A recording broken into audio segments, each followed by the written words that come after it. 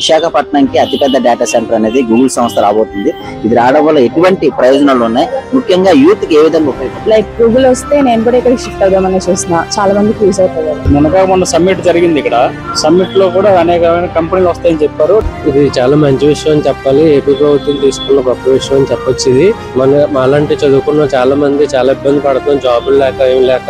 AP ప్రజలకి ఇది ఒక సువర్ణ అవకాశం అని చెప్పాలి. చాలా మంది చదువుకొని వేరే స్టేట్ కైనా వెళ్ళిపోతున్నారు ఉద్యోగాలు లేక. ఇప్పుడు ఏంటంటే ఈ గూగుల్ రావడం వల్ల అంటే వాళ్ళు బయట వెళ్ళి ఓన్లీ సొంతలో మన ఇక్కడే జాబ్ దొరుకుతుంది కాబట్టి బయట వెళ్ళాల్సిన అవసరం ఉండదు. ఓన్లీ ఇక్కడే జాబ్ చేసుకుని ఇక్కడే అవ్వచ్చు. కాబట్టి హ్యాపీ.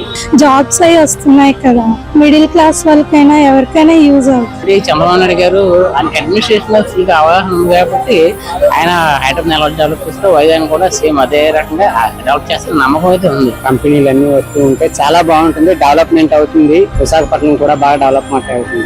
వైజాగ్ వాసిగా చాలా గొప్పగా అనిపిస్తుంది. ఎందుకంటే చంద్రబాబు నాయుడు గారి సంగతి తెలిసింది, మంచిగా చేస్తారు, యువతకు బాగా సపోర్ట్ చేస్తారు. ఎప్పుడు ఉద్యోగ పరంగా అంతకు ముందు హైదరాబాద్ ని ఎలా తయారు చేశారు, ఇప్పుడు వైజాగ్ కూడా అంతకు మించి చేస్తారని కోరుకుంటున్నాం.